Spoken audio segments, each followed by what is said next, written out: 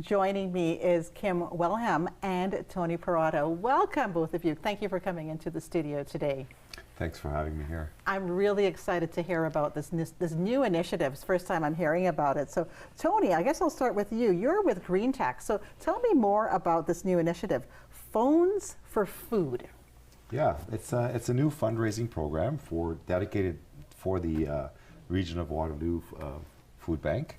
And the way it works is basically allows people in the community to recycle their old devices when they reach their end of life cycle, all to go towards supporting the food bank, right? So anytime someone has an old device that they'd like to recycle or get rid of, drop it off at the food bank, and they'll raise some funds for it and help feed the community and help feed people that are in need.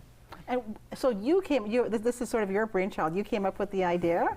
What inspired you to do that? Was it a lightning bulb or shower thought? What was it? Yeah, well, we've been supporting the food bank for several years, and when I heard that there was like 1 in 10 families that are experiencing food insecurity, I thought there's got to be more we can do to engage the community and solve this problem, right? So I guess that the idea was, why not? People have all these devices in their drawers. Old devices, whether it be a cell phone, a laptop, or a computer, whatever it is, why not donate that to the food bank and help them, help feed people that are in need. Mm-hmm.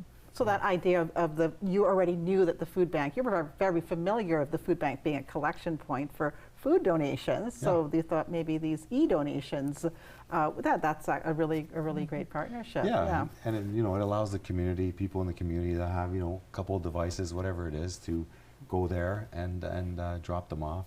If you're a business and you have larger amounts and you need someone to pick up larger amounts, they can contact Greentec, and we'll be more than happy to service them, and all the proceeds will go to the food bank.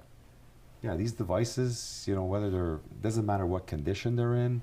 They could be any make, model. It doesn't matter at this point.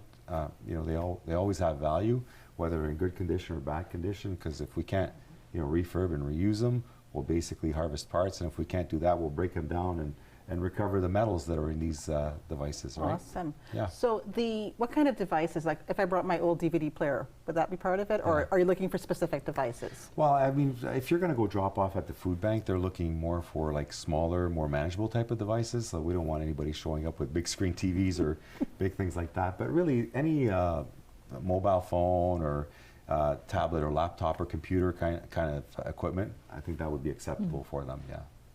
Oh, awesome. So Kim, when Tony came to you with the idea, what were you thinking?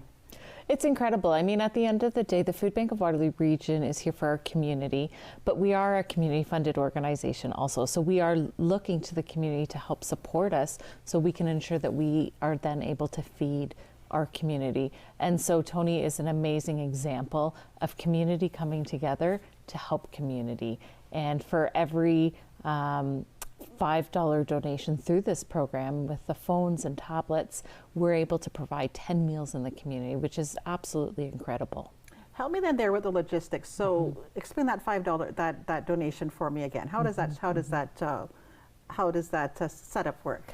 Yeah, as people bring their devices to the food bank, we're able to then give them to Greentec, and Greentec will then provide a $5 donation to the Food Bank of Waterloo Region. Beautiful. I love that. And you came a couple weeks ago to talk about some challenges with the food bank. How are things going? If you could give us a quick update about how things are doing at the food bank. Definitely. We continue to see our highest need in food bank history, which is almost 40 years of providing food relief to those in Waterloo Region. 58,000 individuals access to food assistance program more than 450,000 times. And we're not seeing any relief to that number.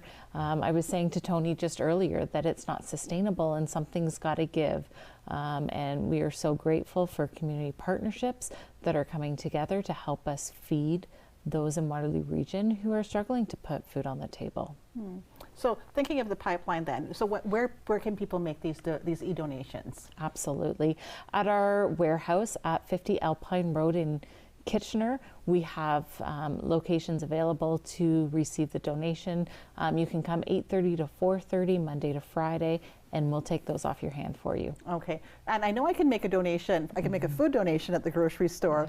Are those sort of e-waste or those electronic devices? Do they take them at the grocery store? Not at the grocery Okay. store, no. But you can also make a food donation at the Food Bank of Waterloo Region. So if you're coming with an old device, please consider bringing one of our top needed food items. Think about things like canned meat, canned fish, fruits and vegetables. Anything with a pull top is a fantastic option. And so there's two things that you can do in one visit. That sounds very efficient. Good for one. It's a good 2 for 1. And I said efficiency there. I'll go back to Tony. So, what happens now? These devices are at the food bank. So do you come in with your truck, beep beep beep, and pick them up? Yeah, absolutely. Yeah. We're set up. We have our own trucks on the road. The goal really is to probably generate or raise, enough to feed, to create 200,000 meals, which is probably about 25,000 devices is what we're estimating, throughout the year. If we can collect that many, we'll be able to reach our goals. But what happens is when we go pick up these devices at the food bank, they're in secure containers. They'll go into our facility, and our facility is pretty secure. We got, video surveillance and security guards and metal detectors and all that, just because a lot of these devices may have sensitive data on them.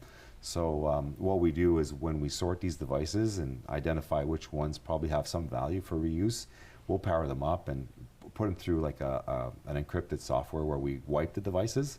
If they're locked, we're not able to wipe them, but we might be able to recover some parts on those devices. And as I mentioned before, we'll probably then, if we can't recover parts or wipe them or reuse them, we'll basically break them down and recycle them for the metals. And as an example, so that would be like how a phone, that would be like sort of the end life cycle of a phone. Yeah. What about laptops? Are they broken down, or are you able to use them in a different way? Yeah, laptops, same. Whether it's a laptop, whether it's a tablet, whether it's a computer, it goes through the same process. We identify them, whatever make, model, of type of laptop it is, aged, condition, and we'll put it through the same process. We power it up, wipe it. Laptops sometimes have locks, sometimes they don't. And, same thing, there's parts in those laptops that have value. If not, we're going to break them down and recycle them responsibly and in a very sound environmental way, right? Because we're certified and we follow very high standards when it comes to environmental and data security. That's wonderful. So I'm really pleased at how it's two impacts that we are helping. We're helping people and we're helping the environments, because so can you just tell me real quickly, we're coming at the end, how many pounds do you think gets diverted from landfill then? Well, I mean, tons, maybe. Tons.